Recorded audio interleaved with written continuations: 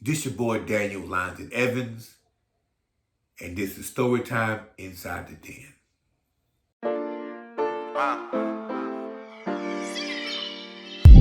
Understand soul shit. Hey, yo, Ash, you a fool for this one. It's a video. It's like this beat just singing. Video. Punch out button. Pain in my soul. Yeah. Pain in my soul, let it rain from my soul. Gotta find myself, that's the goal. Wrote myself a letter, that's from soul. All that shit, it came from my soul. Tryna find a way to let it go. But my diamond in the rough, but still a rough diamond. Pressure made me, I'm blowing up like I'm detonating. Found my passion, you can't separate me, yeah, I'm levitating. I know you thought you knew me, but I promise you ain't know me. And even if you knew me, I ain't nothing like the old me.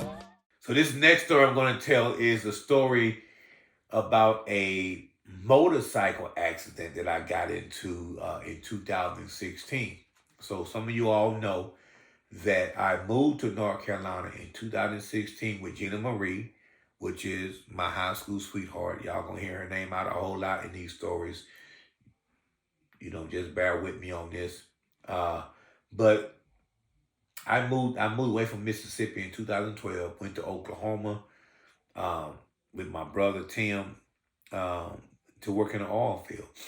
And it didn't work out for whatever reason. I'm not gonna make any excuses. It just didn't work out for us. So when I decided to come to North Carolina, I bought a motorcycle from a guy in Oklahoma. And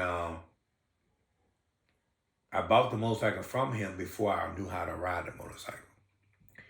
I had took a motorcycle riding class in Oklahoma, and this was my first bike I was gonna be buying and owning and everything. And the guy gave me a good deal on it. And so I had only rode it around the corner, rode it a couple blocks in Oklahoma. Didn't want to put a lot of miles on it. I wanted to take my bike and learn it on my own and stuff like that. After I done took this motorcycle safety class and learned how to ride a bike, I'm on my own bike now. So I'm in Oklahoma. I'm in North Carolina. I had just got here. Gina Marie was still in Mississippi with the kids. I had moved out here first. I ended up leaving here, and I had to go back and pick them up, and because the house that we got here wasn't ready, things like that. But I remember she was in Mississippi, and she was a manager at Burke's Outlet. Had been there for like 7 years, um, and I had came to her and talked to her like in March of 2016. And I had got on the phone and say, look, what are you doing for the next 20 years? And she was like, I don't know, Daniel, what's going on? I said, I wanted to see if you was interested in moving to North Carolina with me. I want to go out to North Carolina and, need some help with, trying to reconnect with my kids and things like that. So we agreed to come to North Carolina in 2016. I was running a tax office in 2016 for my brother. You heard this story on the other episode about how I was a handcuffed for the first time. So this is following that story. So you watch these stories, they kind of put together in chronological order if you put them together. Anyway, so it's April of 2016. Tax season had just ended, right? I had just got arrested for the first time and handcuffed. And so I ended up coming to North Carolina. I had my brother left me behind with a box truck. When he left Oklahoma, he left everything, went on about his business. He was like, leave the truck behind. If you need to use it, you good. Boom. So I got the truck, loaded my stuff up, went to North Carolina. So got here, house wasn't ready for like 2 weeks. So I ended up staying in an extended stay for like 2 weeks. Gina was still in Mississippi working, and she had originally came down initially, but then had to go back. So went back when the house wasn't ready.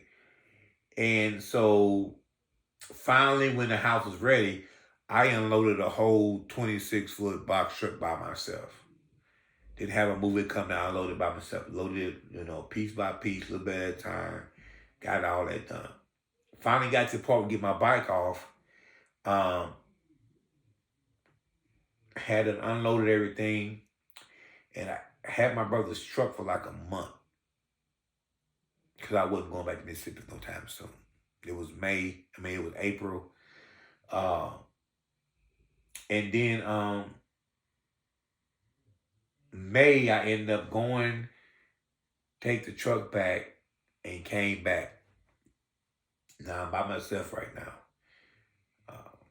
Gina was supposed to come up and get with me after the kids got out of school. In Mississippi, they got out of school in, I think, the end of May or something like that.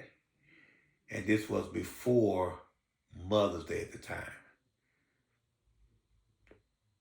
So I remember I was fasting, wanted to, new place, new location. I need to go out to, lead and guide me. I was looking for a church home at the time, and I was fasting to kind of figure out, what God wanted me to do.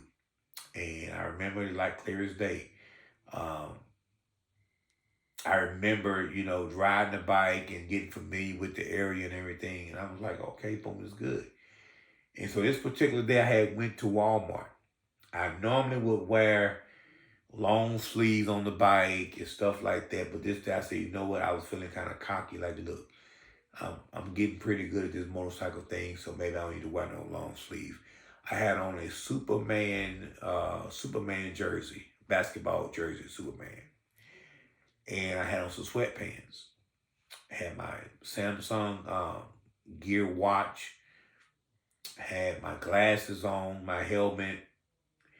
And I had on some Reebok tennis shoes.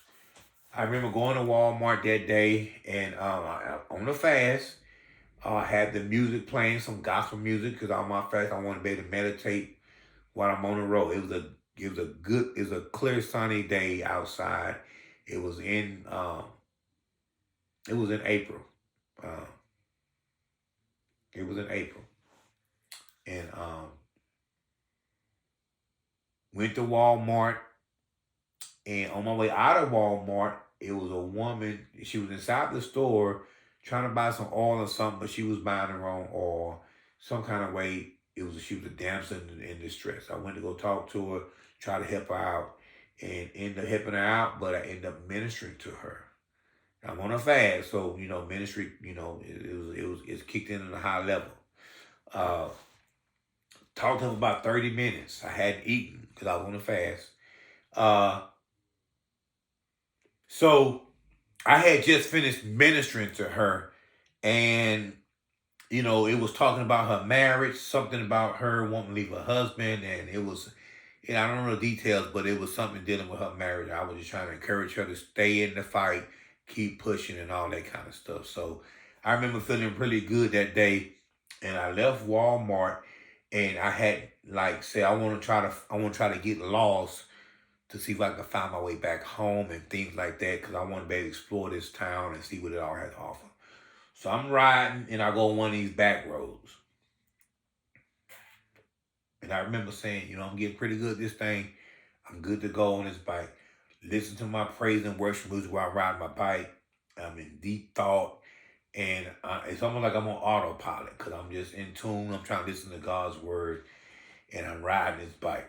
And so I had passed up the house, and I wanted to go down a little spot and got lost and things like that. So I'm riding, and I'm really enjoying the wind. It's like wind therapy for me. Had the wind hitting your chest, you on the bike, you really close to you're on the edge, and it's like a rush, and just being real close to God, man. I remember, and I was dealing with some things financially, man, because I came here originally to work an AT&T job, and when I got here, I had went to the first interview, and it was like, we'll call you, on Monday or something. It might have been like a Thursday. We'll call you on Monday. They got to interview some more people, and whoever, wins the interview gets the job, right? So I'm like, cool. I was just on the weekend, right? So I go down one of these back roads and I'm driving and I'm going about 60 miles an hour. And I noticed on the other side, the oncoming traffic, you know how people, you driving down the road, they going slow, you go around them and you get back on your side, and whoever that person is, you probably in the car cussing them out because they driving so slow and you in a hurry, okay? When you got on a bike, you gotta have defensive driving skills because you gotta drive for the people who you gotta drive against them. I remember it was a car coming, a truck was behind the car. The car was going too slow, so the truck tried to get over and get around. Now, at this time, the truck trying to get around, the truck was in my lane going head on. I'm looking to see if he gonna have enough room to get back over to avoid from being a head-on collision. So I remember at this point, I started getting nervous. I had started to get on the clutch. I was gonna drop down the speed because I didn't want to have to, this dude scared me so bad in the truck. He waited until he was a good 50 yards in front of me before he got back over. 50 yards may seem like a lot, but when you're going 60 miles an hour, that time closes in fast. So I didn't know if he was going to have enough room to get back over. So he came and was going head on with me. I started to shift down. I started to panic. And at the last minute, I ended up swerving over to keep from hitting him. And I tried to swerve back. Well, when I tried to swerve back, my wheel caught the edge of the pavement where the side of the road where the pavement and the grass meets, or the pavement and the road, on the side of the road, trying to get back over, and then end up being thrown from my bike at 60 miles an hour. Yeah. So this happened in slow motion. Right before this happened, I remember talking to God, because when I'm on my fast, I got a clear, straight connection with Him, right? And I was going through some heartaches, some financial issues, and I said, Lord, I need a financial breakthrough. It took everything I had for this move. The money I made during tax season, had to pretty much cash in on everything and leave Oklahoma to get out of there. That was like Sodom and Gomorrah. So I done lose everything I had. Even Gina Marie, she was, took her 401k out from working from Burks, and she actually, contributed to the move because, it was going to be both of us, her 2 kids and everything. And she wanted to contribute to not just me doing all the work myself, or for all the financial burden, you know what I mean? So she put her money on the table, we moved, I got everything I had, we moved, right? But I remember telling God I needed a financial breakthrough because, I hadn't started this new job yet that I came down here to interview for. And when I'm talking to God about this situation, God tells me it's going to hurt, but you're going to be okay. And I said, what? And I saw the accident happen in my mind. And then I snapped back to reality. He said, it's going to hurt, but you're going to be okay. And at that moment is when the accident happened, right? In real life. I had already seen it in the vision, like while I was riding. But I'm like, I'm trying to embrace it. It's like when you know something, you're like, oh my God, I gotta go through this. Come on, please, don't let it be so. But I'm trying to accept what He just showed me in my mind. And He's like, it's gonna hurt you, but you're gonna be all right. The part about the vision that was so profound is He's showing me what's gonna happen, but the part that really, was the fact that I saw myself get up off the ground before I hit the ground in the vision. Boom, boom, I'm up. So I was like, okay. And it's like he was telling me, brace for impact, because it's about to happen. So I tighten up on the grips, and I'm like, boom. This truck thing happened right in front of me while I'm talking to God. So I actually end up swerving, coming back, boom. Then I'm flying in the air. I got on a Superman jersey. 00 Superman. And this all happened in slow motion. So I swerve off, I'm catching the edge, and so the bike is out of control. And so I get thrown from the bike because I'm hitting the brakes. And I didn't get the downshift 4, 3, 2, 1. I'm just like hit the brakes trying to get over. I'm flying through the air. I'm off. I got thrown from the bike. I'm flying through the air at this point. I don't know what's going on underneath me. Bike, I don't know. I just know I'm flying through the air. Looked like I got projected probably about 30 feet. I'm just making this, had my helmet on. In the middle of the air, the bike gets twisted and turned and is actually, boom, going in a different direction. I hit the ground, boom, like a rhino. I bounced 3 times, boom, boom, boom, and I roll over. My helmet came off. I had a gash in my head going all the way down, and my face is bleeding, but I don't know it because it's also summertime or it's hot outside. Might not be summertime yet, but it's hot and I'm sweating. So I'm thinking that the sweat coming down my face is just sweat. Actually, it was blood, right? I hit the ground and I lay over there and I kind of rolled over and I immediately try to stand up. Boom, I'm good. Boom, I'm looking around. My bike I was going one direction. The bike ended up facing the opposite direction, but it was kind of stuck in the mud, like in the ground somewhere. Like it was kind of stuck to the side. And it had, completely shut off. It was some people standing by outside or whatever looking on. They rushed over. Hey, are you okay? You okay? I said, yeah, I'm good. I got a rip in my pants. I'm dusting myself off. I'm looking around, picking up my stuff, my belongings. I was trying to walk. And all of a sudden I say, let me just take a knee. I play football, y'all. So let's take a knee. Boom, I take a knee. And then I got a little dizzy, so I kind of like laid back. Let me just give me like a minute to get my bearing.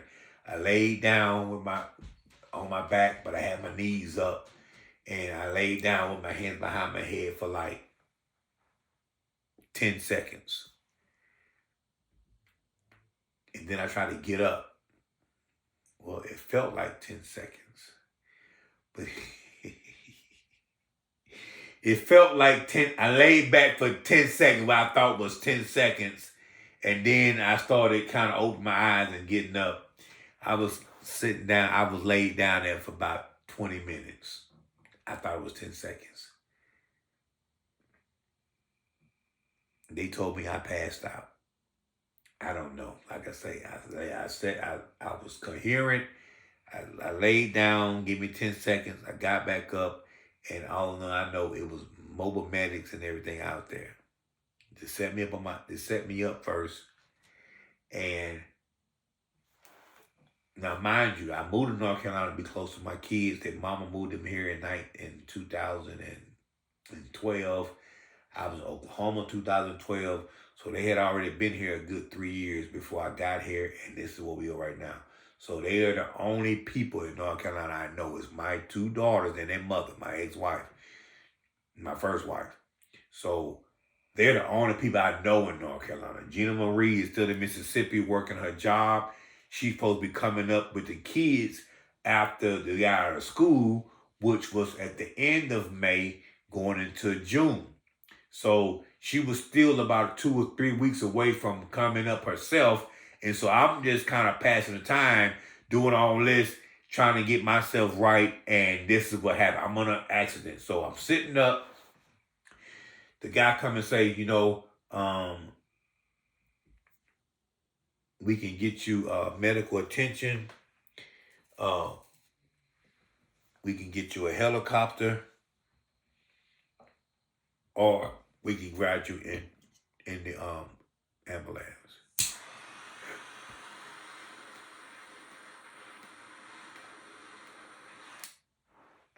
Well, at this point, I don't have a job physically, so I don't have any insurance. So I'm like, look, I don't need to ride in the van. I know that that's going to cost me a lot of money. That's what I'm trying to get to. I got to go. Like, well, if you have a head trauma, they're going to recommend you get transported. I said, my head is fine. Yeah, but you have a gash on your forehead. I'm like, where? Showed me a picture or showed me a mirror or whatever. And I seen this gash down my head bleeding. I'm like, oh my God. Now I see blood automatically, boom. I start getting sick.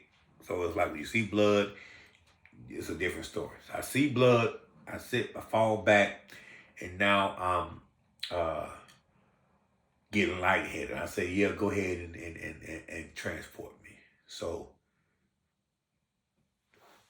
all of this is skinned up. I had a tattoo on my arm. Is about 30. It's 40% gone. Tattoo on my arm. All this is skin up from here all the way down here is all skin, nothing but white meat. This side skinned all the way down, nothing but white meat. Knees, nothing but white meat. I had my watch on. The face was busted. I had my phone. It was safe. And so, and I had rips in my pants, and the bike was all tore up and everything. So I'm just trying to figure out, man, how in the world? And I remember, like I say, right before it happened, God told me it's going to hurt, but you're going to be okay. So I tried to get up, boom, I had to sit back down. So I'm on my way to the hospital. I have to call the most unlikely person that I needed to call was my first wife. Look, don't panic. Don't tell the kids, but I need you to come to the hospital. They're taking me down here. I need you to, come see about me because I don't have nobody. Boom. Okay, I'm on my way. You okay? I'm fine. But still, at this point, didn't know how bad the damages was. So I'm going to the doggone hospital, riding the thing. End up calling Gina. Look, don't be alarmed. I'm on the way to the hospital. Kia gonna meet me down there. Just, but I had an accident on my motorcycle. I told you not to ride that bike until I got back. Till I got down there. How many dudes actually listen to their woman when they tell them something? We're going to say whatever, we do our own thing. But she told me not to ride the bike until she got there.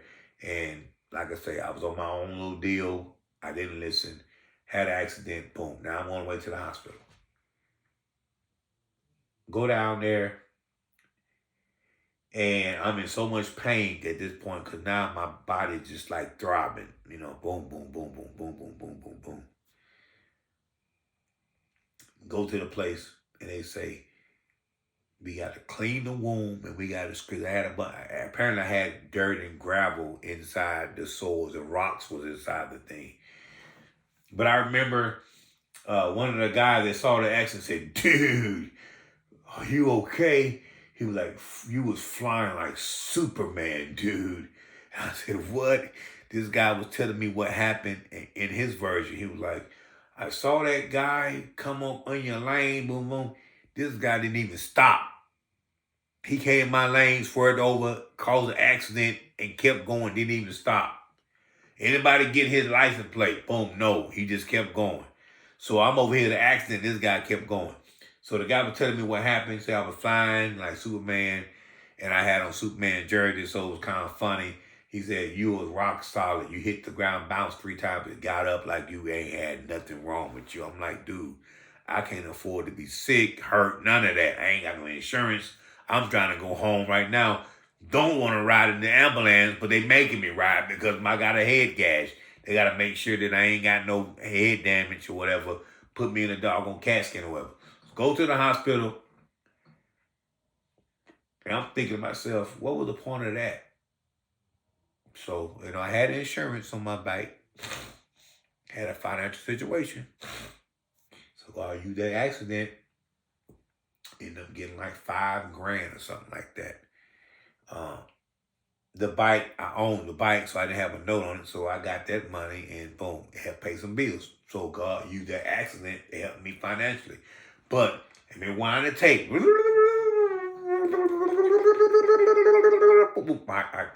Wanting to take. I'm in the hospital. They said they got to scrape the wound to get all the dirt and grime out of it, the rocks and everything. And I'm talking about that thing hurt so bad. They called it road rash. But that thing had me stuck. My whole arm was locked up. Both arms was locked up. I was like this because I couldn't even bend it because it was just boom. Scraped it out, gave me some pain medication, and then like maybe, I don't know, 4 or 5 hours later, I was being released.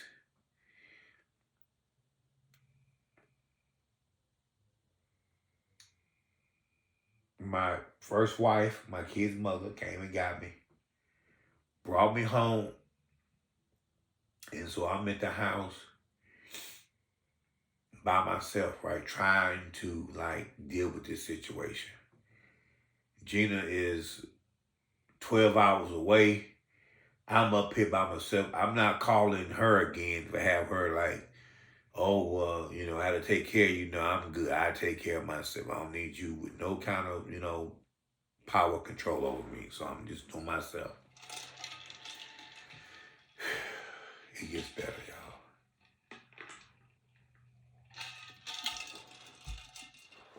So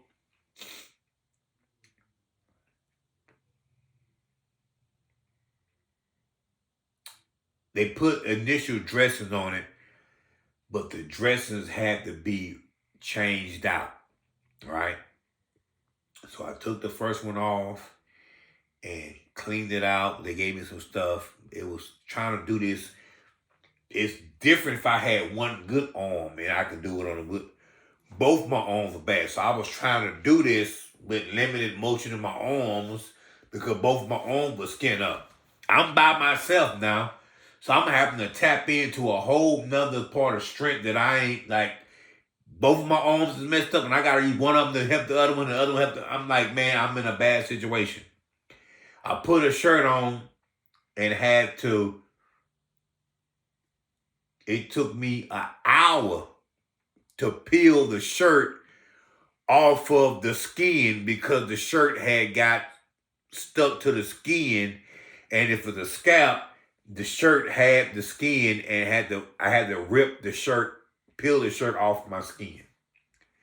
My first time being skinned up, so I don't know the rules and regulations of how to handle a freaking a wound like that. So took the shirt off, and I'm like, man, and I'm telling you something, man. I was at this point, I was kind of broke. I was kind of broke, and why I asked, God for a financial breakthrough in the first place, because I was kind of broke. I spent all my money on moving, had the house, had everything, but then I didn't have the money to go with it. So I remember going into my piggy bank. I had called you to say, look, I need some help.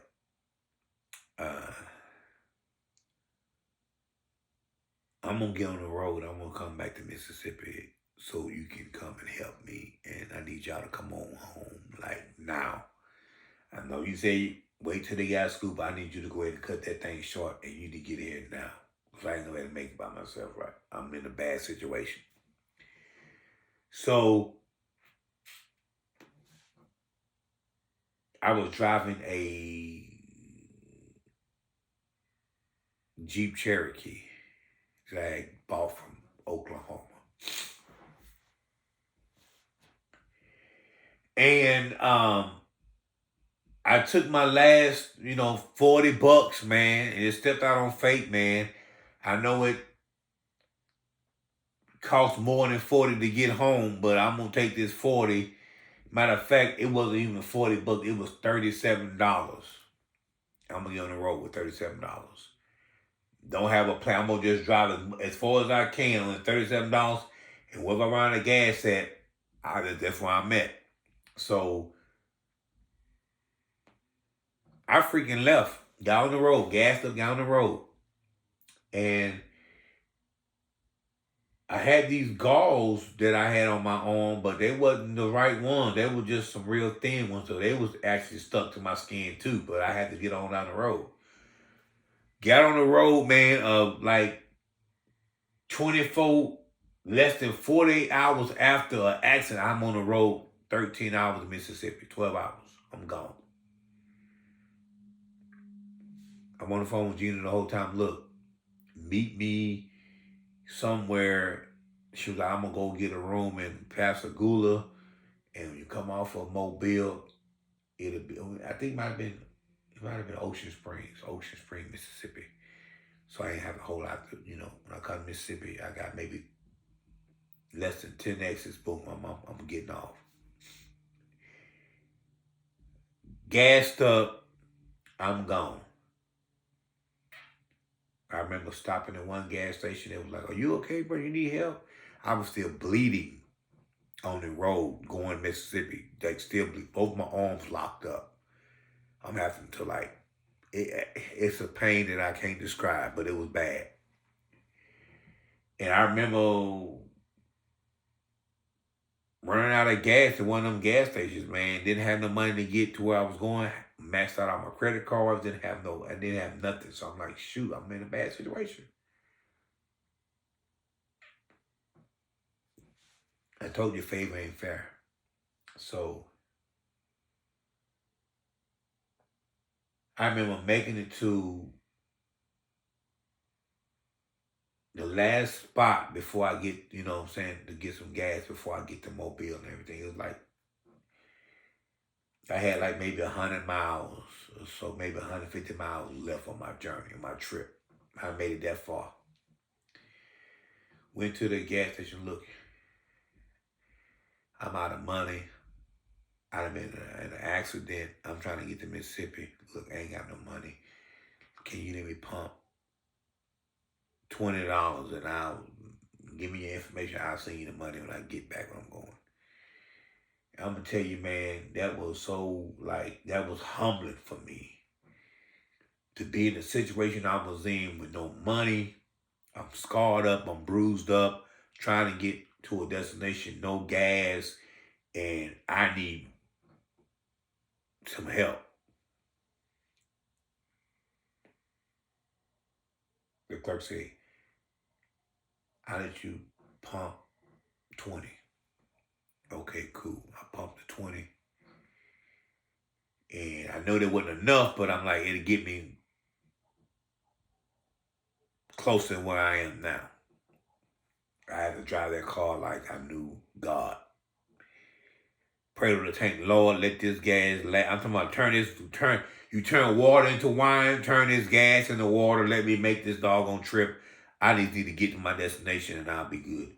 Pumped the 20 and I rolled out. That gas burnt slow. God touched that gas tank that day. That gas burned slow. I got the guy information, and I'm driving this car, man, like I know God for real, y'all. I'm talking about driving this car. I ain't putting a whole lot of pressure on the tank, on the gas. I got it on cruise control. I'm driving this car. Had enough to make it to the hotel that Gina Marie was at. Got to the hotel, she was already there. Came outside, boom, brought me inside. Took my shirt off, but she had to peel. She had already had like some gauze and alcohol peroxide. She went and got like a little makeshift first aid kit in the room so to receive me when I got there so she can help me get right. I got to the hotel room, I couldn't even bend my arms. Had been driving all night. Got there to the destination, and she had to peel the shirt off my skin again, which was like the third time that it had happened. That I had to peel the shirt off the first day. The second day, I had to peel the gauze off, and this is the third day, peeled my shirt off once again. He peeled the shirt off. I couldn't even take a shower. She had to wipe me down and all that, you know. And she put the stuff on me and laid in the bed that night, man, in so much pain. Got up the next morning. I had to follow her to her house. Well, she was living with mom and daddy's house. Got the last of her stuff, got the kids. She packed up her car, packed up my car, and her parents didn't even know that I had had an accident because I didn't want them to be worried about me. So he would hit me in my arm, hey, man, pow. I'm like, oh. Gritting my teeth every time it took me on. I had long sleeves on, and it was like 9 degrees. I had on long sleeves, trying to cover the doggone thing. Reason why I want him to know that I had an accident, because if y'all remember on the first or the second episode, I was telling you about when me and Jenna Marie went to watch the New Orleans Saints play the Cowboys. That same night, her daddy had an accident on a motorcycle, and he was like against me getting a motorcycle because he know the dangers of it. I didn't want to listen, hard-headed, so I'm like, look. So I didn't want her to tell her daddy because he'd be worried about me and all this kind of stuff. So I got down there, and I was just trying to cut. I had a gash in my forehead. I had a beanie on my head covering up that gash with glasses on, and I was sweating like a mule. Had the long sleeves. I was sweating like Gina had put something on me. Had put like these, you know, put the gauze on me and everything. Had me right, but every time somebody hit my arm or touched my arm, it was just like pain, pain, pain. Got anything, went out. Loaded everything up. She said, I'm gonna go ahead and leave now. And because the majority of the stuff was already on the truck that I had left Oklahoma, went to Mississippi, got most of her stuff, and then I came to North Carolina and I unloaded all by myself. So her stuff was already, you know, in the truck. So came back the second time to just get all the little knickknacks. Still had a full load. So we going back. Then we stayed a night at her dad's house. The next day, boom, we on the road going back. She had to go work her last shift, shut it down, told her she was leaving, boom. Got on the road that night to come back to North Carolina. I still ain't no money now. She got a couple of dollars from her people, and we used that money to get back to North Carolina. Talk about favor, right? It had started storming when we left. On our way through Alabama, it was good. Georgia, it was good. South Carolina, boom, it started storming. A real bad storm was coming. And we had to drive through the storm. She ain't got no experience driving in storms, so she was like nervous, scared the whole time. I had Lily with me, which is, you know, my 15-year-old. At the time, she was 7 years old. She with me the whole time we ride. And so we got to gas 2 vehicles instead of 1 now. So I made it down the hair of my skin, you know, the hair of my chinny chin chin. And we going back to North Carolina. I done came through there already. And I remember telling her, look, we're not going to stop. If you got to slow down, slow down. But as long as you keep driving, if you got to slow down to 20 miles an hour, just keep moving and we'll be able to get there. We got all the way down there, got down the south of the border, South Carolina, the borderline, North Carolina, South Carolina. Ran out of gas. Went to the gas station at south of the border. I think she might have had because she had to feed the kids and all that. It was a long trip, y'all. Long trip.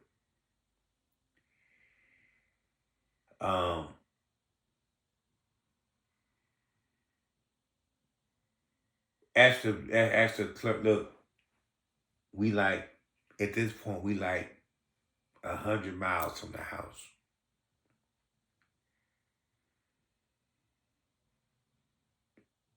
Only needed maybe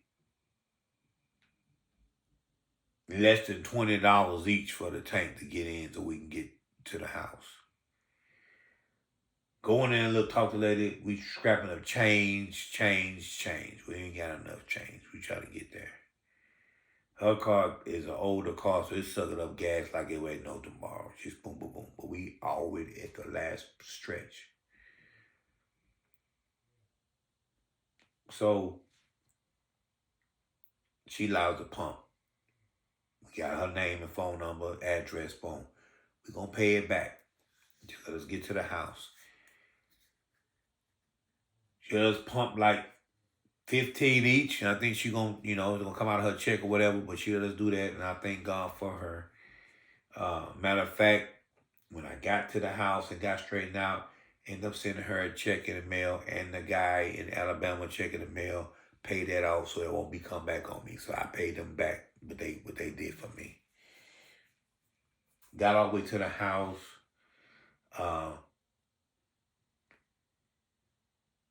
Now, while she was gone, I had went and got the kids enrolled in school and all that kind of stuff. I did it on my own, so they'd be ready to go.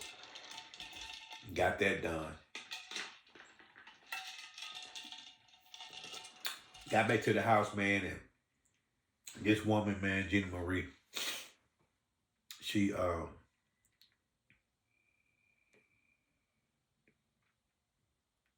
helped me get back on my feet, man. We made it back to the house by the hair of our chin. Got back and we was on E. It's another time I had to pray like I knew God, look, I need you to let this gas ride. The fumes, we riding on fumes getting back. We made it.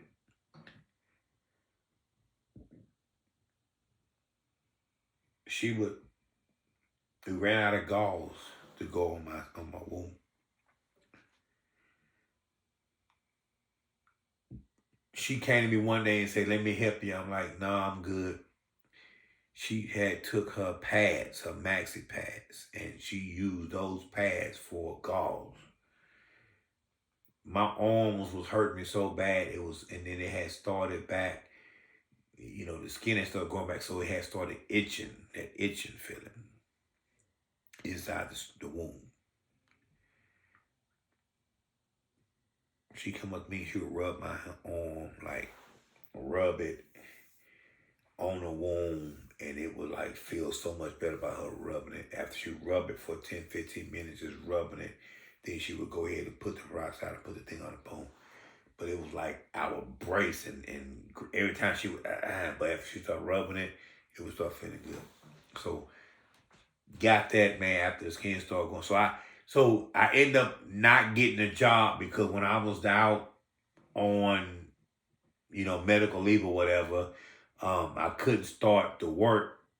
Told them I had just got into an accident, so they had to pass me up, gave the position to somebody else. So I didn't get the job because I was hurt. Something I've done. Self-inflicted wound, right? Didn't get the job. Like I say, she had just took out all her 401k money to help us move with everything. And she had just left her job. And we was coming here starting over fresh. It rained for 30 days straight when we got to North Carolina. It rained for 30 days straight. She was so depressed, it rained every day. Couldn't leave the house. She was just depressed.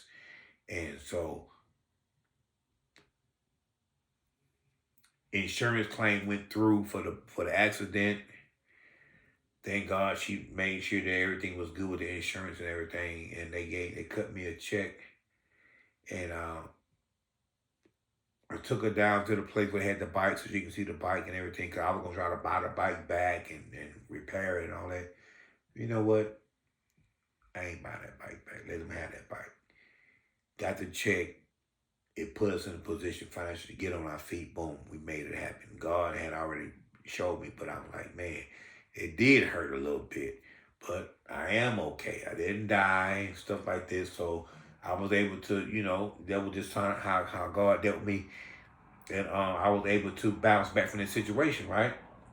And so that was an accident I had, a motorcycle. And then probably like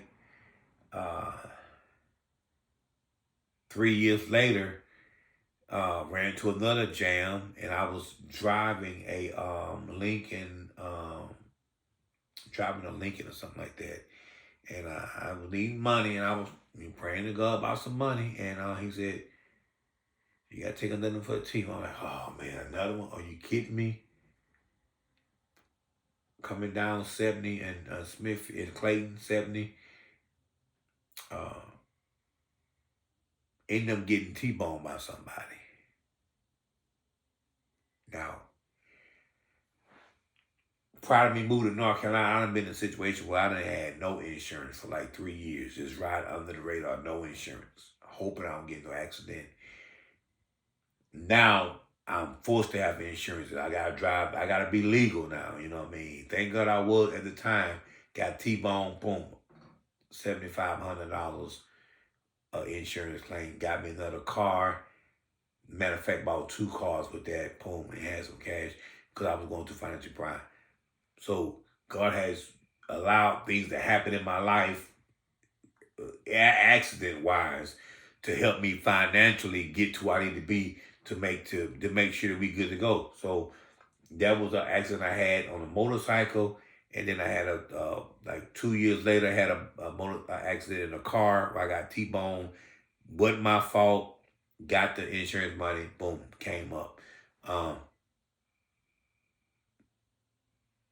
but I say all that to say this: God knows where you are.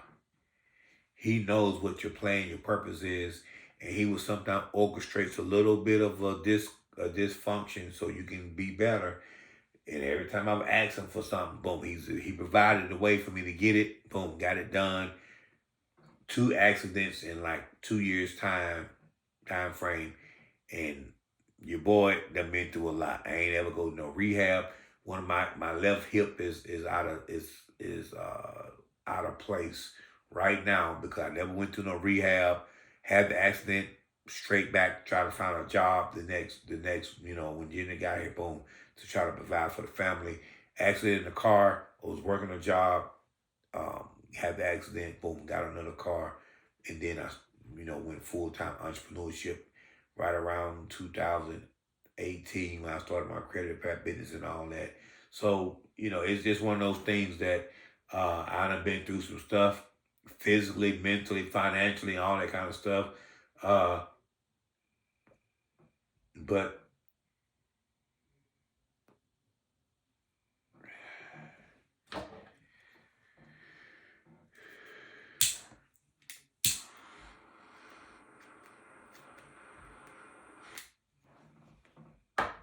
so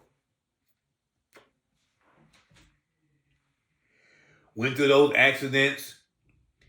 God has always kept me. He's always been there for me. He's always, one of my prayers is cover me while I recover.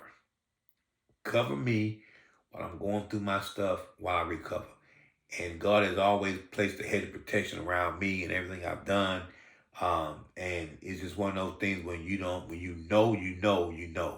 gotta know that you know that you know that God is in control and He got your best interest. So wanted to share that story with you all. Like I said before, all these stories line up in chronological order. If you're watching the show, if you're dealing with it, you know that all of them have a significance meaning to the next one. And so I'm gonna get through all these stories in season 1 of Storytime Inside the Den.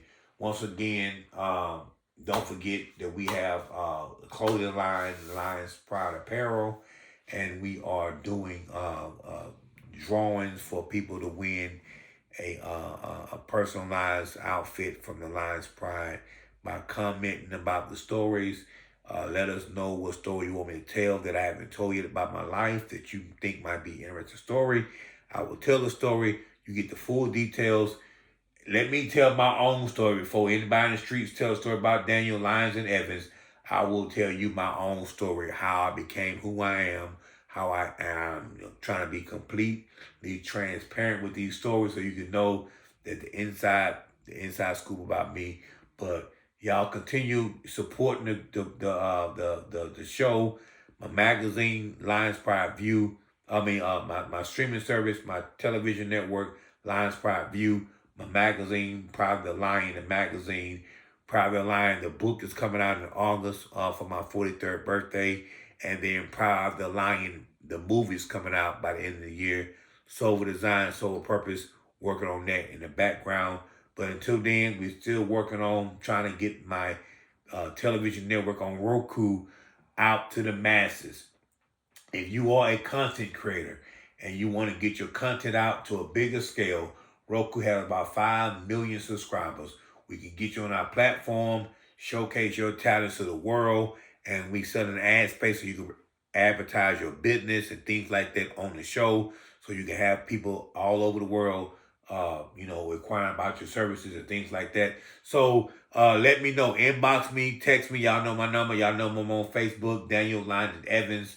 YouTube, I am Inside the Den on YouTube, and on Instagram, Inside the Den 43. TikTok, Inside the Den 43. So y'all can go ahead and like and subscribe on all my stuff and continue to support the movement. Like, subscribe, hit the notification button, comment in the comment section for your chance to win a free shirt for the Lions Pride Apparel merchandise and things like that. But until next time, y'all be safe, be easy. This your boy, Daniel Lyndon Evans, and as always, you heard it from the den. Peace and blessings. You thought you knew me, but I promise you ain't know me. And even if you knew me, I ain't nothing like the old.